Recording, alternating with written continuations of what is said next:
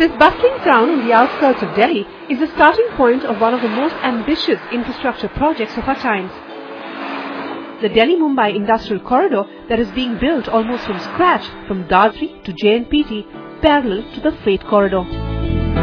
This promises to transform logistics, boost manufacturing and create 24 new cities.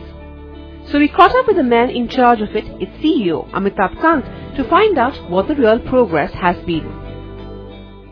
To my mind, the project has been fairly satisfactory. It's a difficult project. It's a complicated project. It's a project which cuts across several states. It's a project which deals with land, water, gas. All these are very, very complex issues in the context of India.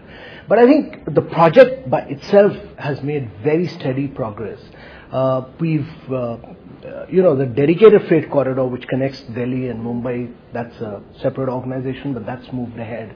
On the DMIC side, we did the perspective plan. We identified the 7 new cities which had to be done.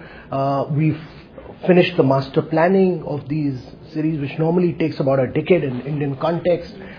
We got these new cities through a very transparent process, notified by inviting objections, so they've been notified. We've been through the process of environmental clearance for this, and we've moved ahead very substantially with land acquisition.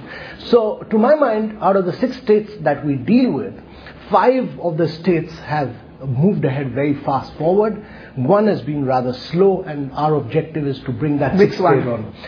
So UP has been a little slow, but I think they are now moving fast and they should catch up with the rest. Okay, the most vocal problem and hurdles were in Maharashtra. Has that been solved, especially around land acquisition in Raigad? We're dealing with Maharashtra in 2 areas. We're dealing in close to Aurangabad and Shendra, and we are dealing with Dighi port area, which is the Raigad area. On Shendra, Maharashtra has moved very ahead. In fact, they've almost taken over the first phase of that area.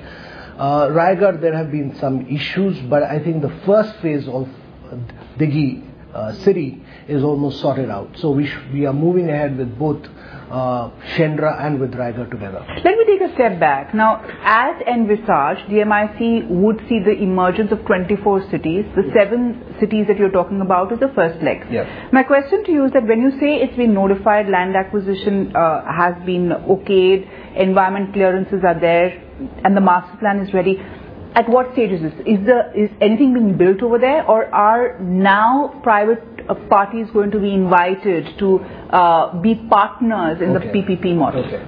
You know, when projects of this magnitude are conceptualized, it's very important that large projects of this nature are broken up and done into doable components. I mean, that's the task of a chief executive. Really break it up into doable components. And when you break it up, so we broke up this large corridor from Delhi to Mumbai. Many people have this feeling and perspective that actually we're building all this between Delhi and Mumbai. No. There's a train which will run between Delhi and Mumbai, and actually 74% of the goods today move by road. And all these goods will move by this container train, and actually this will really put containers within 14 hours into the ports on the western coast of India. Sure.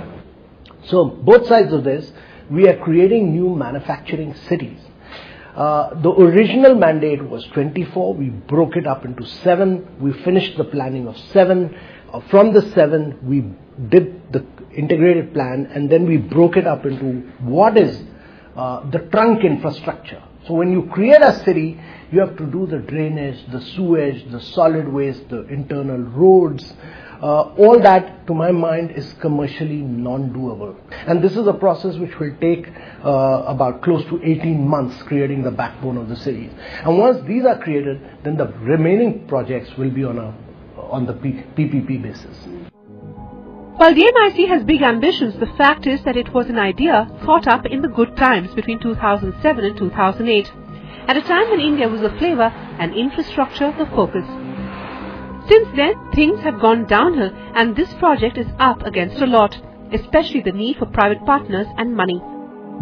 Each of the new cities envisaged along the route will cost 35 to 40,000 crore rupees, and this will have to mostly come from the cash-strapped private companies. But Amitabh believes that this will not be difficult.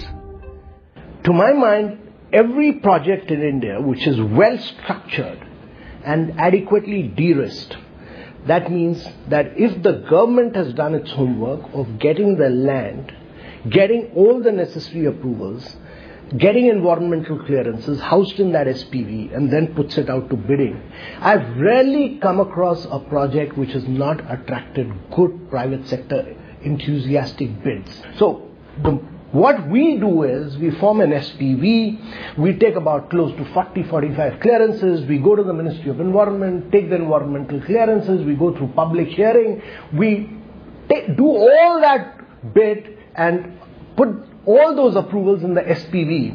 So we are actually adding about 35 to 40% of the value of the project into that SPV before we put it out. But so you're confident of getting private participation? I'm absolutely confident. And have you got anything on the table right now in terms of we are doing several projects. We're actually doing Asia's biggest desalination project, which Hitachi and High Flux are doing in Dahej, which is industrialized very rapidly, but faces a very severe water problem. We are doing two very innovative projects with Toshiba and Kansai in Nimirana and in Manesa for smart technology. We are doing a logistic data bank with Hitachi.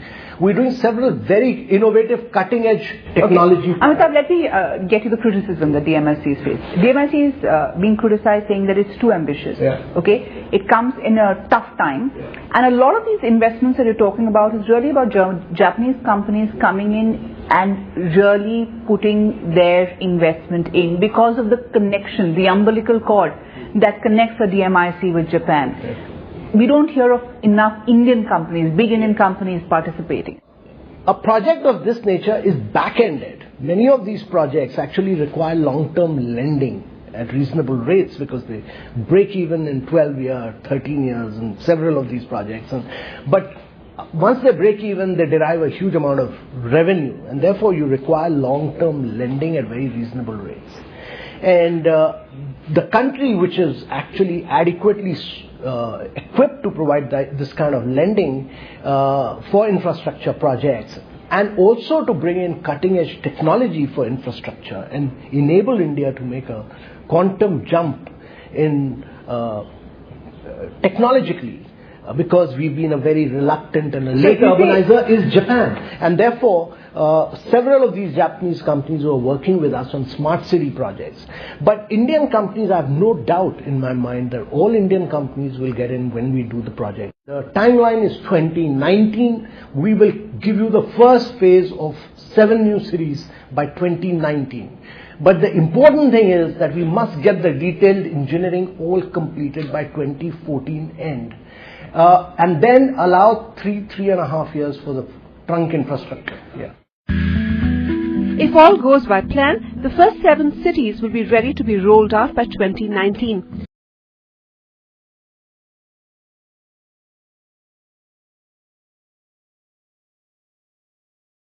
And Kant insists that this time will be crucial.